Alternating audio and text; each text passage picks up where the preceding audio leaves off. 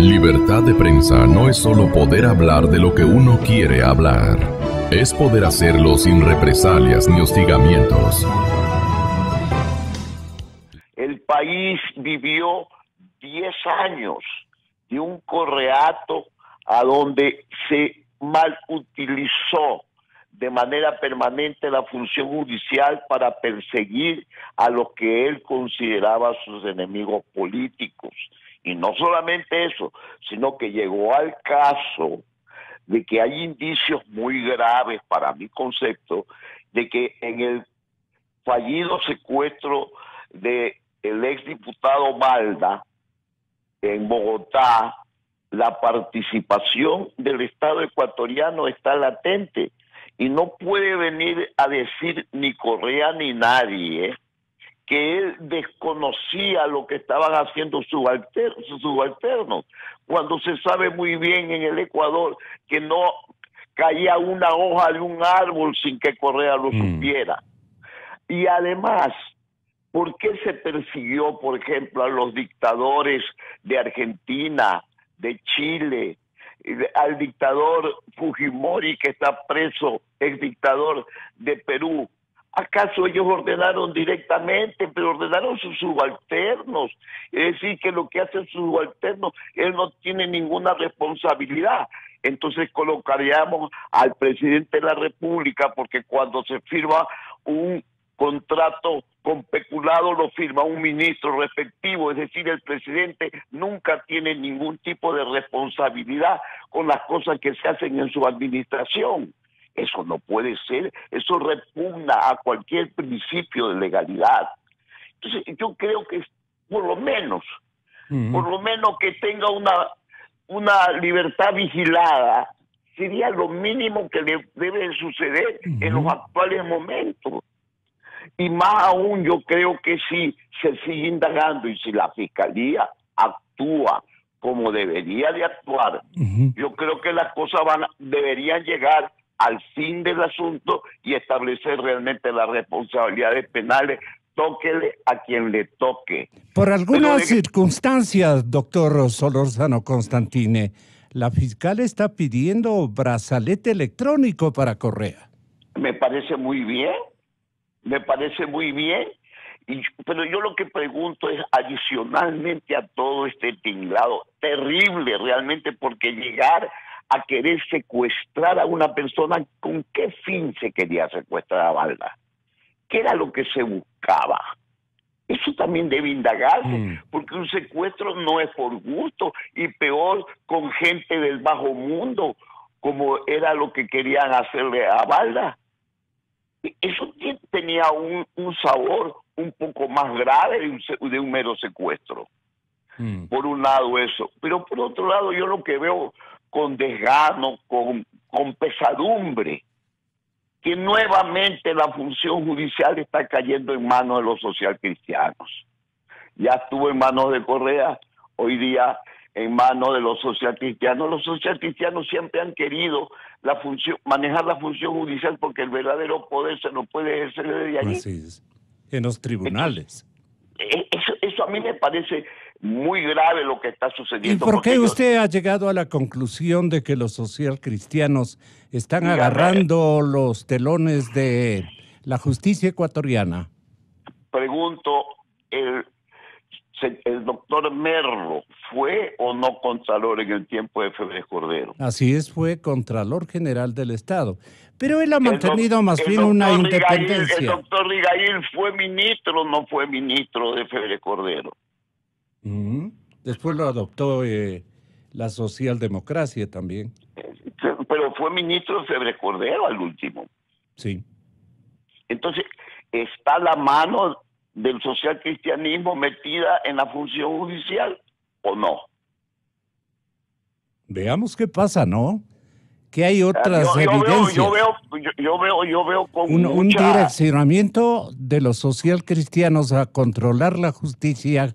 Usted dice que les encanta. Pero siempre, acuérdese que Febres Cordero siempre buscaba querer controlar la justicia porque desde ahí ejercía el poder, lo mismo que Correa. Es que todos los dictadores, todos los que se creen fuera de la ley, todos los déspotas, todos los vanidosos quieren manejar la función judicial para que cualquier persona que tenga una voz disidente a las de ellos, quererlos castigar a su modo, no al modo de la ley, no al modo de los principios, sino con venganza. Las lenguas barriales de su ciudad, doctor Solórzano, siempre han comentado que la escuela de Correa fue Febres Cordero. Y como la señora, su madre, su distinguida señora madre, parece que tenía una relación directa de trabajo con el exalcalde de Guayaquil y expresidente de la República. Y entonces, de muchacho, pues, tanto Fabricio como Rafael vieron y casi están ejemplificando su manera de ser y sus prácticas de fortaleza política en la escuela del señor ingeniero, que ya descansa aparentemente en paz. ¿Esa es la situación según usted? Sí, así lo considero yo, porque mire, la venida o la llegada de Correa al poder se debió al hostigamiento que el pueblo ecuatoriano tenía sobre la hegemonía social cristiana. Así fue. Por algo se le decía que era el dueño del país al ingeniero Febres Cordero, no era por gusto. Entonces, como contrapartida a lo social cristiano, la gente se esperanzó en Correa y nos resultó tan malo o peor que Febres Cordero. Esa es la gran realidad. Si no se, otra pregunta que yo hago, no solamente es el caso de Balda y los grandes especulados que se cometieron. ¿Acaso los social cristianos no fueron los primeros que arreglaron con la empresa Odebrecht cuando Febres Cordero era presidente de la República? Es que el problema de nosotros los ecuatorianos es que perdemos la memoria histórica. Entonces los bandoleros de ayer regresan otra vez al poder y aparecen como los santos actuales. Ese es el problema del Ecuador. No hay una verdadera memoria histórica, pero yo me alegro que periodistas como ustedes permitan siempre que se recuerde, porque el país no debe de olvidar sus antecedentes. ¿Qué pasa con los hermanos Alvarado? Dígame, ellos son ángeles también, caídos del cielo, no hicieron absolutamente nada en el gobierno de Correa, pero yo no veo que le han iniciado ninguna causa penal a ninguno de ellos. Pero parece examen. Que la sorpresa la tiene Diana Salazar, si es que no se mueve un poquito mejor el señor fiscal de aquí. Ojalá, le digo, pero dadas las condiciones que yo veo, que desafortunadamente el presidente de la República y el Consejo de Participación Ciudadana están dejando la puerta abierta para que entre a la función judicial el Partido Social Cristiano, que no deben de estar ahí. Si queremos una justicia aceptable, tiene que ser sin influencia de partido político alguno. Si hay influencia de partidos o funcionarios que pertenecieron a altas cúpulas del Partido Social Cristiano o cualquier otro, entonces no estamos hablando de mejorar la administración. El peligro siempre es que exista un cambio de manos en el monopolio de la administración de justicia. Pero yo creo que este es un fenómeno que va más allá de las formas. O sea, lo que nos acaba de decir el doctor Solórzano es verdad en las formas, pero creo que obedece a un tema un poco más estructural. Efectivamente, ¿Y qué sería lo de fondo? Cuando se hablaba del cambio del dueño del país, lo que se produjo fue una profunda remoción de la matriz económica y de la matriz idiosincrática. No es que hubo un reemplazo, ese es el diagnóstico al final, esto podrán decirlo mejor los sociólogos, pero al final del día no es que hubo un reemplazo de una oligarquía financiera o exportadora. Pasamos a una oligarquía ¿de qué tipo? Sí, se pasó a una plutocracia originada desde el Estado.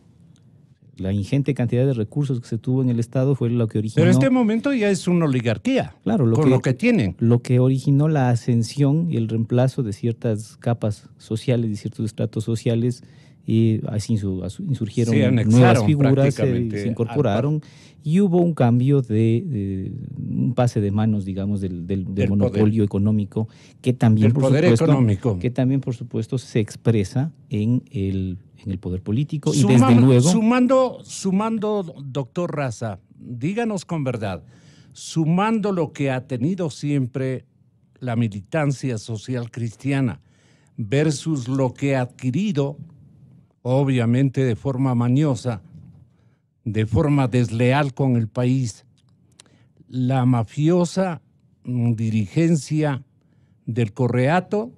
¿Quién tiene más este momento, especialmente en la banca internacional o en los cofres de seguridad que se manejan para estos casos en todo el planeta? Bueno, esperemos que eso empiece a salir a la luz, porque es una tarea pendiente sobre la que no se ha hecho casi nada.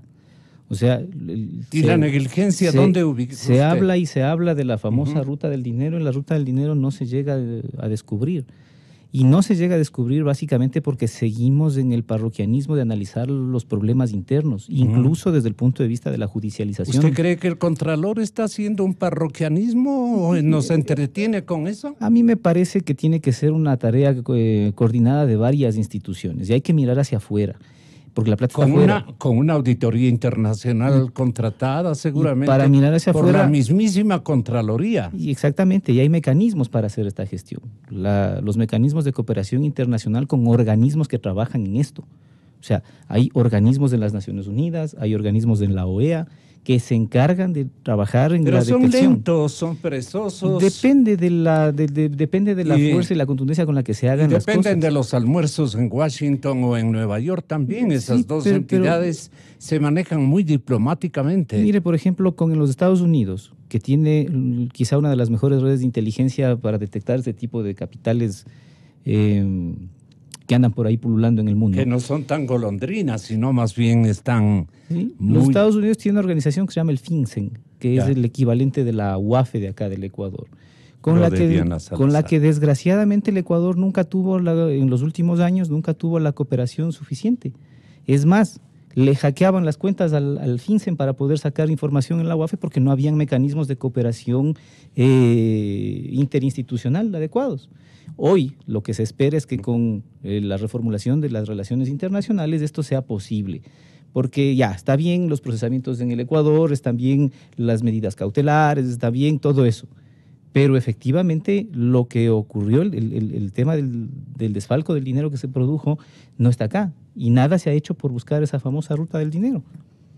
Sus alumnos de la San Francisco, doctor Javier Andrade, le preguntan, ¿qué piensa mi catedrático respecto al tema que estamos analizando, también con Solórzano Constantín en la ciudad de Guayaquil?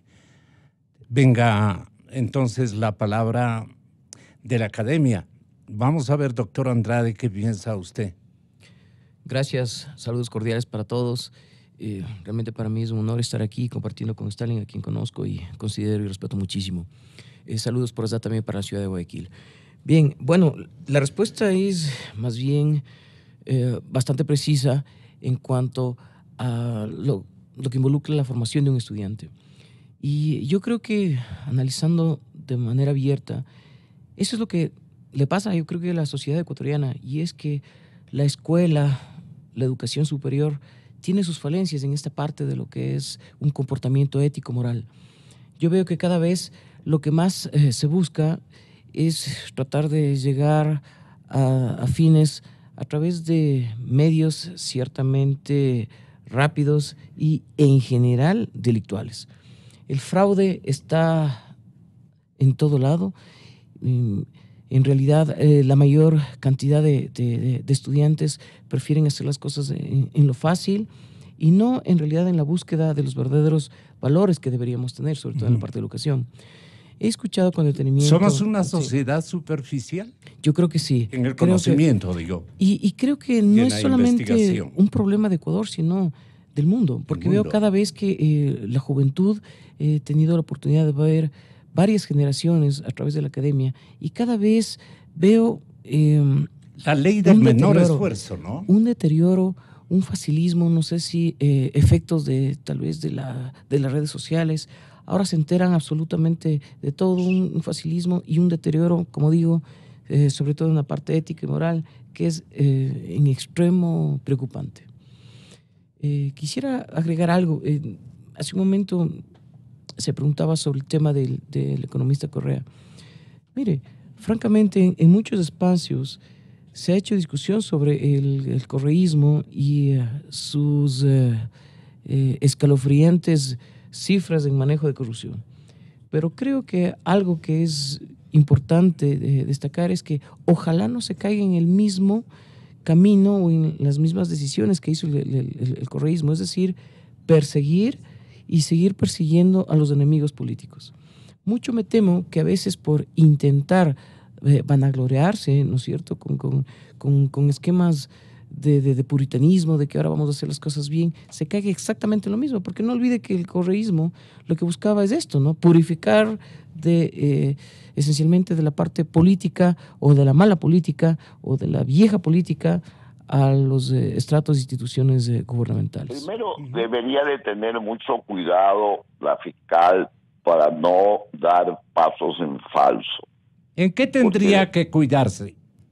En hacer las cosas con mucha prudencia, con mucha diligencia, y llegar al fondo del problema, porque hay veces, hay ciertos delitos que son medios para cometer uno más grave.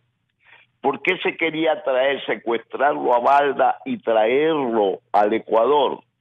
¿Para juzgarlo en el Ecuador o utilizar ciertos delincuentes colombianos para el secuestro? Tenían otra finalidad.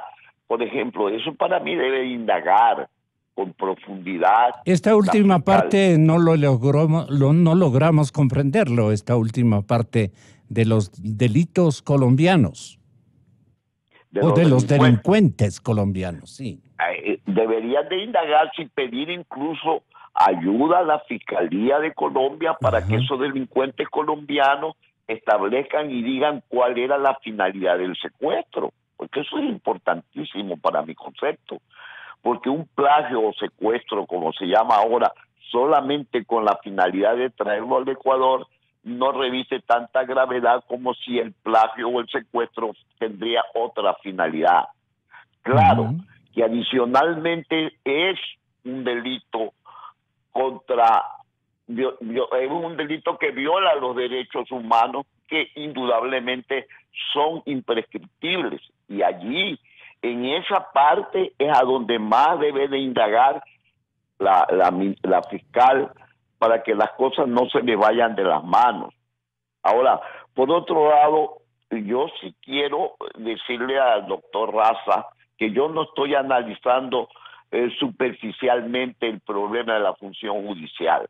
Yo me adentré muchísimo en la problemática de la función judicial y veo con profunda pena que nunca se ha tratado de cambiar de fondo estructuralmente a la función judicial, y por eso seguimos dando bandazo tras bandazo, y cambia un gobierno y cambia la orientación de la función judicial de acuerdo a las conveniencias del momento o las conveniencias políticas. Eso es lo que hay que evitar. La función judicial tiene que ser un organismo totalmente independiente del poder central. Si no se logra esa total independencia del poder central y del poder político, entonces no estaremos hablando de justicia, estaremos hablando siempre de persecuciones judiciales de acuerdo al momento histórico del presidente que nos toque, que si es un hombre vengativo, que si es un hombre vanidoso, como hemos tenido algunos, entonces habrá siempre persecución política mientras la estructura de la función judicial siga siendo como es. Pues a ver, yo hice una investigación que parte del mismo momento en que uno de los secuestradores de Fernando Balda es capturado. Yo quiero contarles brevemente cómo llego yo a esta investigación. Tan pronto nos enteramos que había un 902 en progreso, que es un código policial que sale por las frecuencias de radio anunciando que había un secuestro en ese momento en ejecución. Emprendemos todos acá a través de las frecuencias de la Policía Nacional el seguimiento hacia el caso, ubicaron la dirección y más o menos 20 minutos después se produce ya el bloqueo que hacen los taxistas al carro secuestrador y ya la policía reporta la captura de los que estaban secuestradores, de las personas que estaban involucradas en el secuestro. Nos enteramos que era un ciudadano ecuatoriano. Ya se produce la captura, yo voy y hablo con la persona detenida. ¿Cómo se llamaba el ciudadano ecuatoriano? Y no, pues el ciudadano ecuatoriano es hoy Fernando Balda, era el secuestrado de la época. Ah, era el secuestrado. Pero claro, entonces, ¿cuál era el digamos, cómo tratarlo? El actor del secuestro desde Ecuador, porque usted sabe que...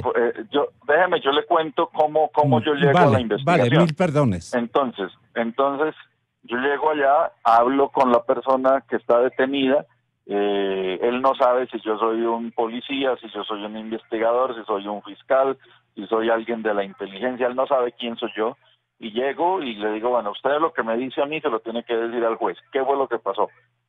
¿Ustedes por qué llevaban a esta persona? Y él empieza a darme información. Entonces me empieza a dar información y dice, nosotros fuimos contratados por una persona que nos pidió que le sacáramos a este señor y se lo lleváramos. ¿Quién es esa persona? No, esa persona es un señor ecuatoriano que andaba con otra señora que se llama Diana. ¿Cómo se llama el señor? Se llama Raúl.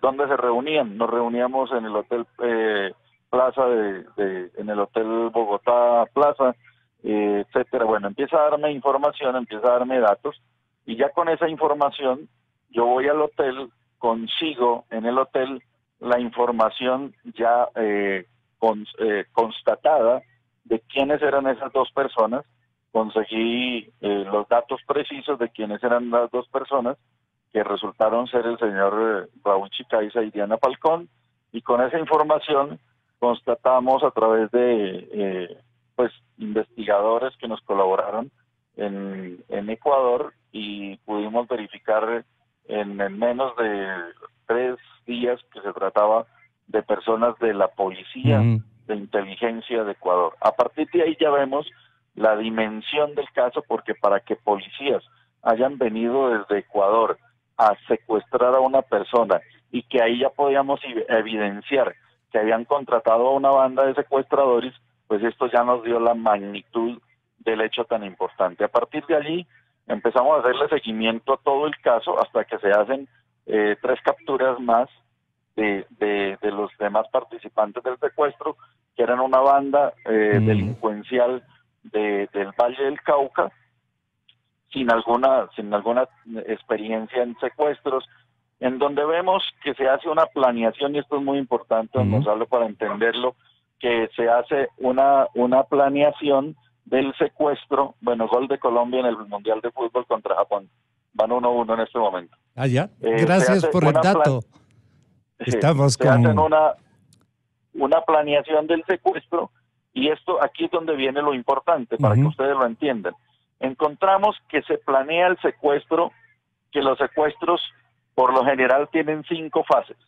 Las 5 fases del secuestro son la investigación, o sea, la investigación de la víctima, dónde se mueve, por dónde va, las rutas que frecuenta, etcétera.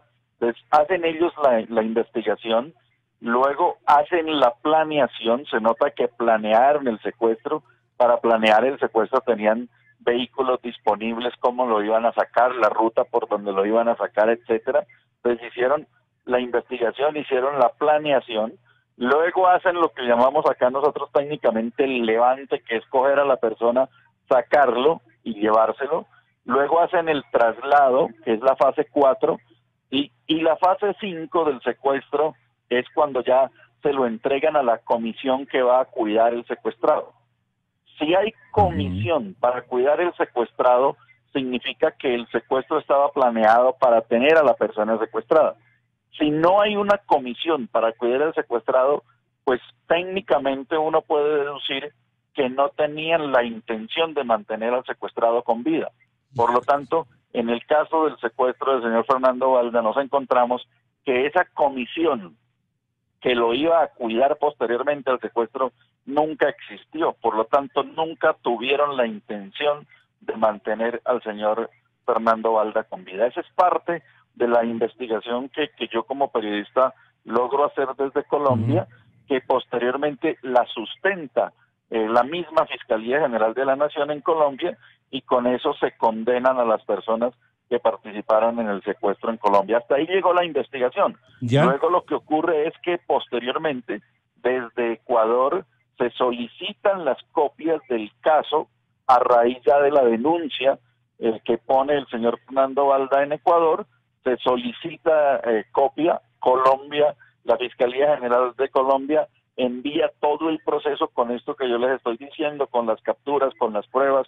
Se encontraron los documentos de ellos en el hotel, las reuniones que hicieron, grabaciones que tienen en el hotel, grabaciones que ellos mismos hicieron, porque ellos mismos hicieron grabaciones hasta incluso con el dinero que recibieron los bandidos, se hacían fotos con la plata que tenían. Bueno, hicieron una cantidad de hechos que se nota palpablemente que esta fue una acción premeditada, que hasta la celebraron por todo lo que cometieron. Es absolutamente ilógico que policías entrenados en inteligencia, que saben que salir de su frontera a actuar como policías en otro país sin el permiso del país es un delito, pues nos damos cuenta que ellos eran conscientes que estaban delinquiendo.